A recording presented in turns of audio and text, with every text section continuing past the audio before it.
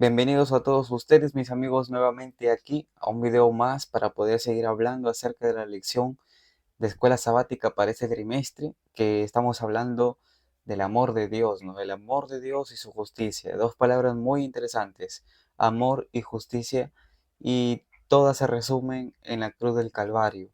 Ambas palabras se resumen en la cruz del Calvario. Eso ya nos vamos a ir dando cuenta. Y en este momento, en la lección pasada hablamos acerca de cómo el amor de Dios se manifiesta en la Biblia a través de la historia de Israel y a través del profeta Oseas. Y hoy nosotros vamos a hablar un tema que se llama el amor pactual. Y para versículo, para memorizar el versículo de toda la semana, nos vamos a Juan, el capítulo 14, el versículo 23, que dice así: Respondió Jesús: El que me ama guardará mi palabra, y mi Padre lo amará, y vendremos a él y habitaremos en él.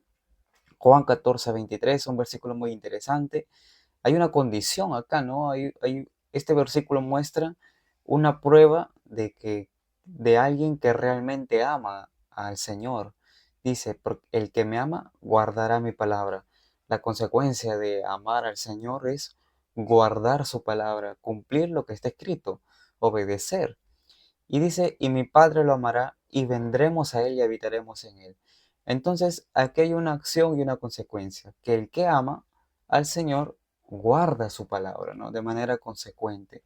Y ahora nosotros vamos a ver una diferencia entre los tipos de amor que aparecen en la Biblia.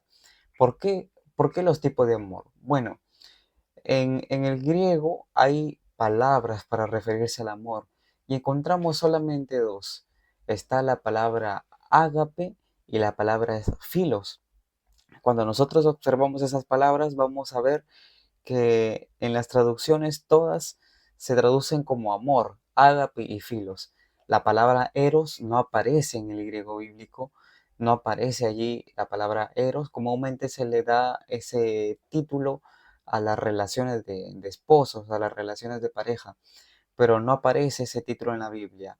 En el griego bíblico, para referirse a la palabra de el amor entre esposos, aparece la palabra filios, ¿no? La palabra filos. Pero comúnmente están estas dos, ágape y filos. Y aunque parezca que es lo mismo, ágape y filos, hay un punto de diferencia. Y eso se ve en el contexto de los versículos que se usan en este momento. Por ejemplo, vamos a ver algunos versículos con ágape. Y para ello tenemos aquí el versículo Juan 3:16, que dice así, conocido, no conocido, que dice: Porque de tal manera amó Dios al mundo, que ha dado a su Hijo unigénito, para que todo aquel que en Él cree no se pierda, mas tenga vida eterna. Cuando utiliza ahí la palabra de tal manera amó, esa palabra amó está en el griego como agapao, obviamente de su raíz ágape, ¿no? De agapear, de amar. En Romanos 5:5 encontramos otra: y la esperanza no avergüenza, porque el amor de Dios ha sido derramado en nuestros corazones por el Espíritu Santo que nos fue dado. Otra vez dice: porque el amor de Dios, ese amor de Dios en el griego aparece como ágape, ¿no? El ágape. Y si nosotros nos vamos más allá, en 1 de Juan 4:8, cuando se da la definición de lo que es Dios, 1 de Juan 4:8 dice que el que no ama, el que no agapao, no ha conocido a Dios, porque Dios es ágape. Dios es ágape. Entonces, en el griego bíblico, la palabra ágape se conecta mucho cuando se habla del amor divino, del amor de Dios. Y ya el último versículo que acabamos de leer, de que Dios es ágape, ese término describe el amor de Dios, ¿no? No es que Él tenga ágape. Claro, Él agapea, como hemos leído en los versículos, ¿no? Ejerce esa acción del ágape, pero Él mismo es el ágape en persona. Y nosotros debemos concentrarnos en ese ágape. Él es el ágape, ¿no? Dios no es filos, la Biblia es clara. Dios no es filos, Dios es ágape. Entonces, la mayoría de los versículos que aparece el ágape se refiere a un amor divino, al amor de Dios, a un amor que se expresa en todas las expresiones del amor existentes después de ágape. Y si nosotros vamos ahora a filos, por ejemplo, hay algunos versículos con filos, Vamos, por ejemplo, a Juan, el capítulo 15, el versículo 13, donde están los dos términos. Dice, nadie tiene mayor amor que este. Cuando dice nadie tiene mayor amor, en el griego es ágape. Nadie tiene mayor ágape que este. ¿Y cuál es mayor ágape que ese? Que uno ponga su vida por sus amigos. La palabra amigos es filos, ¿no? En el griego. Nadie tiene mayor ágape que este, que uno ponga su vida por sus filos, o sea, por sus amigos.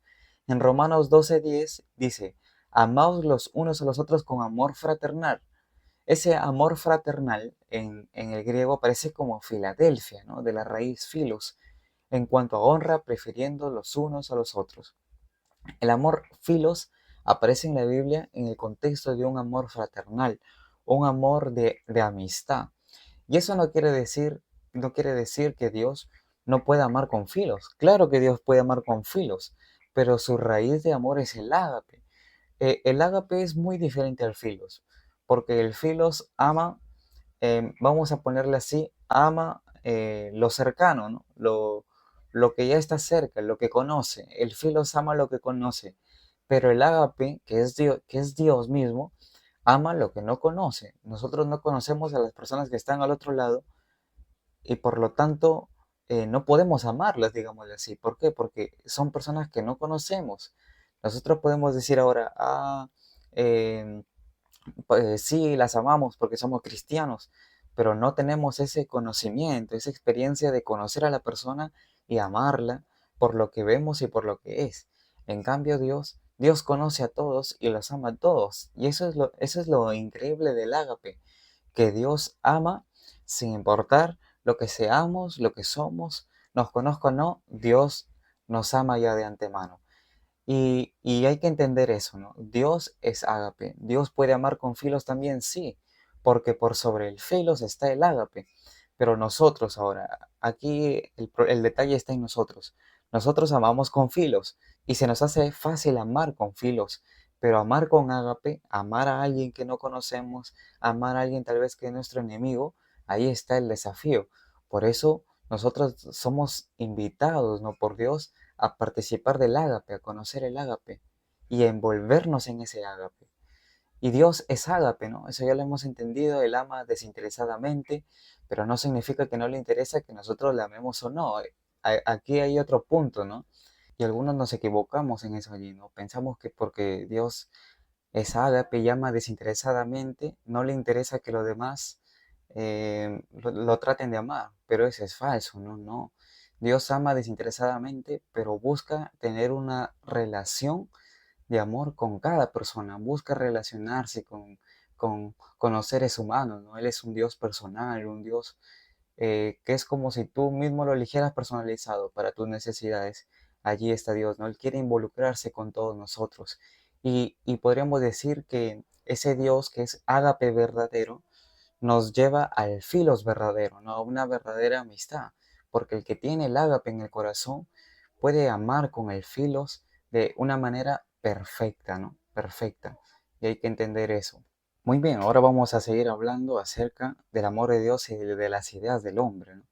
En Juan 3:17 dice, porque Dios no envió a su Hijo al mundo para condenar al mundo, sino para que el mundo sea salvo por él. Y si dependiera de Dios, Él salvaría a todos, ¿no? Esa es la realidad, porque Él murió para salvar a todos, pero no obliga a Él a aceptar su salvación, y mucho menos los que aceptan la salvación en algún momento tampoco deben obligar a los demás a aceptar la salvación de Dios. Claro, no debemos entrar en el papel de jueces o de condenadores, ¿no? Pues con la sociedad. Sí es cierto que hay que en cierto modo reprender, ¿no? O anunciar, avisar del peligro, ¿no? Que se les avecina si es que no aceptan esa salvación, pero no hay que entrar en el papel de ser condenadores de la sociedad. ¿Por qué? Porque el mismo Hijo del Hombre dice que Dios no envió a su Hijo al mundo para condenar al mundo, sino para que el mundo sea salvo por él. Entonces nosotros, en vez de ser jueces, debemos ser esos canales donde la salvación de Dios fluye a través de nosotros para alcanzar a los demás. Y Dios ama a todos, ¿no? Pero a pesar de lo que seamos. Y a veces se nos resulta difícil a nosotros comprender de que Dios nos ama a pesar de lo que seamos, porque vemos que el amor humano es distinto, ¿no? Vemos tal vez que el hombre no se atreve a amar aquello que la sociedad desprecia. Imagínate, si nosotros somos despreciados, si somos rechazados, obviamente en nuestra mente va a estar que es alguien que es muy difícil que alguien nos ame. Y ahí aparece Dios, ¿no? A destruir esas barreras y a decirnos que todos podemos ser amados, ¿no? Todos podemos recibir amor y ser amados en el Señor. Mira lo que dice Deuteronomio, el capítulo 7, versículos 6 al 7. Dice, porque tú eres pueblo santo para Jehová tu Dios. Jehová tu Dios te ha escogido para hacerle un pueblo especial, más que todos los pueblos que están sobre la tierra. No por ser vosotros más que todos los pueblos os ha querido Jehová y os ha escogido, pues vosotros eras el más insignificante de todos los pueblos. Entonces miren, Dios es fiel al pacto, ¿ah? Y lo que hace especial al pueblo de Dios no es las buenas obras de Dios, o no es las buenas obras del pueblo, no es porque Israel es así, porque la iglesia es así, no. Lo que le hace especial al pueblo de Dios es que a pesar de que el pueblo de Dios, la iglesia, o en este caso Israel, ¿no? En el contexto del versículo, era el más insignificante de todos los pueblos. O sea, imagínate, la iglesia donde estamos es la más insignificante, es el pueblo más insignificante ahora. Sin embargo, Dios nos ha escogido para querernos. O sea, Dios nos ama no porque vea que nosotros hacemos cosas buenas, sino porque fue su voluntad amarnos, ¿no? Y eso es lo increíble. Lo que hace especial al pueblo de Dios, a la iglesia, es el amor que Dios tiene por ella.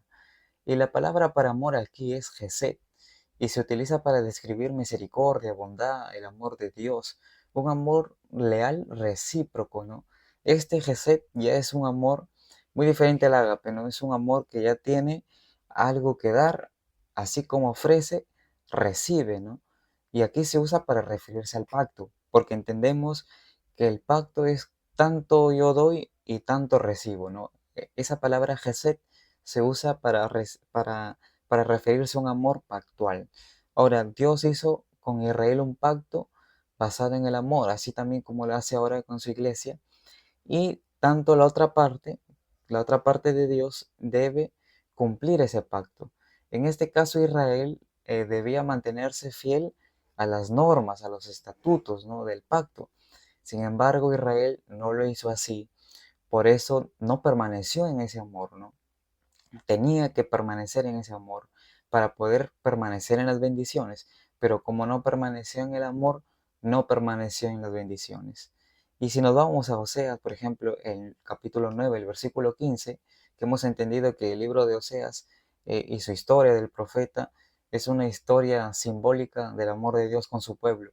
Y dice así, toda la maldad de ellos fue en Gilgal.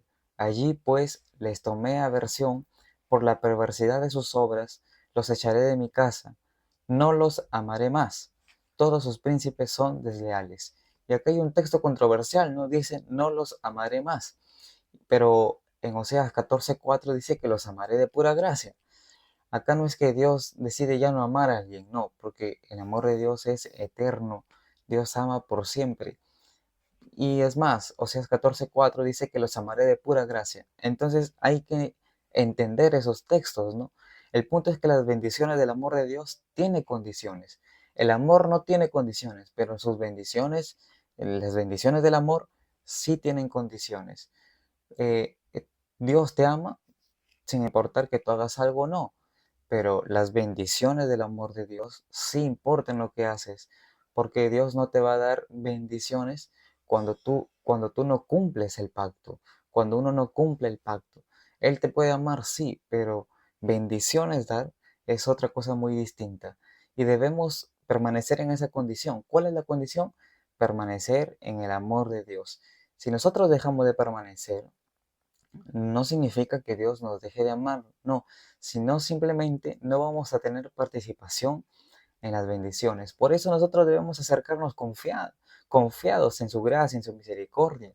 Y en eso se basa el pacto, ¿no? En el pacto que hizo con Israel y que ahora trata de estar con nosotros, que es amarnos de pura gracia. Romanos 11:22. En Romanos 11:22 dice lo siguiente: Mira pues la bondad y la severidad de Dios, la severidad ciertamente para con los que cayeron, pero la bondad para contigo, si permaneces en esa bondad, pues de otra manera tú también serás cortados. Entonces nosotros debemos permanecer en ese amor para no ser cortados, sino para ser contados con el Señor. Porque si no permanecemos, no tendremos gozo, no tendremos el gozo de la salvación, del amor divino. Pero si queremos participar de ese gozo, ahí está el amor de Dios, ¿no? Se nos invita a permanecer en ese amor. Ahora miren, ¿por qué es importante esto de permanecer en el amor? Primera de Juan 4, versículos 7 y versículo 19. Primera de Juan 4, 7 dice: Amados, amémonos unos a otros, porque el amor es de Dios. Todo el que ama es nacido de Dios y conoce a Dios. Y el versículo 19 dice: Nosotros le amamos a Él porque Él nos amó primero. Entonces miren, nosotros le amamos a Él porque Él nos amó primero. Nosotros tenemos amor, hemos entendido la lección pasada, que nosotros tenemos amor porque Dios nos ha creado a su imagen y semejanza y tenemos amor, ¿no? Ya por hecho de ser creados, tenemos amor, pero si dejamos de permanecer en Dios, obviamente nuestro amor se va a pervertir, se va a desviar.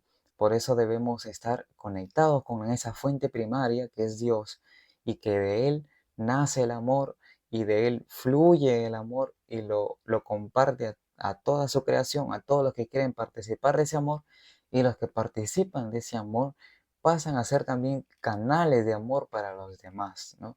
El amor de Dios ocurre primero en nuestras vidas y el que nosotros amemos es consecuencia de que existe Dios, ¿no? Hay un detalle, ¿no? Que en Mateo, el capítulo 18, nosotros vamos a encontrar una historia, una parábola, ¿no? Del maestro ahí, del Señor con sus deudores. Resulta que habían dos deudores, un deudor debía mucho al Señor, debía demasiada cantidad de dinero y el Señor le perdona la deuda. Y cuando ese hombre es perdonado por su deuda, está caminando y ve al que tenía, al que le debía ahora a esa persona, pero esa deuda era mínima, tan mínima, que no se comparaba a la deuda que él tenía con el Señor. Sin embargo, él no le perdona la deuda, no le perdona la deuda. Entonces el Señor se da cuenta de lo que había hecho su siervo y lo que hace es llamarlo. Y le dijo en pocas palabras: yo te perdoné a ti la deuda y tú no pudiste perdonar la deuda a tu otro deudor. ¿Qué nos enseña esto, no? Si nosotros queremos el perdón, debemos dar el perdón, ¿no? Hay que hacer, hay que compartir esa gracia, ¿no? Que nosotros recibimos con los demás. Si a nosotros se nos perdona, hay que perdonar. Si a nosotros se nos ama, hay que amar. Imagínense, ¿no? ¿Cuánta deuda tenemos nosotros con el Señor? ¿Cuánta deuda tenemos para pagar nosotros, ¿no? Y no podemos ser misericordiosos con los demás. Y eso es muy importante, ¿no? Porque estas lecciones se nos hace fácil a veces aceptar las lecciones mayores, ¿no? Como un mandamiento, esto o el otro, entender esto o el otro. Pero aceptar las lecciones pequeñas, como por ejemplo aquí el perdón, que este perdón es condicionado, ¿no? Si quieres recibir perdón, aprende a perdonar a los demás. O mejor dicho, así como se te ha perdonado, perdona a los demás, ¿no? En este caso, este deudor obtuvo misericordia, pero la perdió. ¿Por qué? Porque primero se le perdonó, pero después se le quitó la misericordia. Entonces nosotros debemos ser diferentes, aprender tanto a aceptar la misericordia y a otorgarla también. Ahora, si el perdón de Dios es gratis y lo recibimos gratis, la consecuencia es dar el perdón gratis también. Debemos humillarnos al Señor para perdonar como Él lo hace. Y por último, ¿no? En Lucas el capítulo 7, el versículo 47, que son las palabras que Jesús le dice a Simón el leproso y a María Magdalena, junto a todos los invitados que están allí, que dice: por lo cual te digo que sus muchos pecados le son perdonados, porque amó mucho, mas aquel a quien se le perdona poco, poco ama. Si tú crees que tus pecados son pocos, estás condenado a amar poco. Pero si tú crees que el Señor te ha perdonado mucho, ha sido muy misericordioso contigo, ha derramado gracia sobre ti, estás condenado a amar mucho. Entonces, aquí es interesante el valor de reconocer que somos nada, pero que con Dios somos todo. Y hay que tener humildad, humildad para aceptar de que no somos nada. Y hay que tener perdón, perdón de Dios hacia nosotros, pero también de nosotros hacia los demás. Un día vamos a hablar enteramente de María Magdalena y de Simón el leproso, que es su tío, y de cómo el perdón nos enseña a entender de que debemos ser humildes en todo aspecto, ¿no? Entonces, ¿qué es lo que tenemos que aprender aquí en este amor pactual? Que el amor de Dios, al referirse en términos de bendición, sí es recíproco. Así como Dios nos ama, nosotros también hay que amarlo para recibir las bendiciones del amor de Dios. Su amor ya es permanente, participemos o no, creamos en Dios o no, su amor es permanente, pero recibir las bendiciones del amor de Dios sí hay condiciones, que es permanecer en el amor de Dios. Así que nos vemos en la próxima lección para poder seguir estudiando más acerca de este amor increíble y poder participar juntos así de esos maravillosos estudios.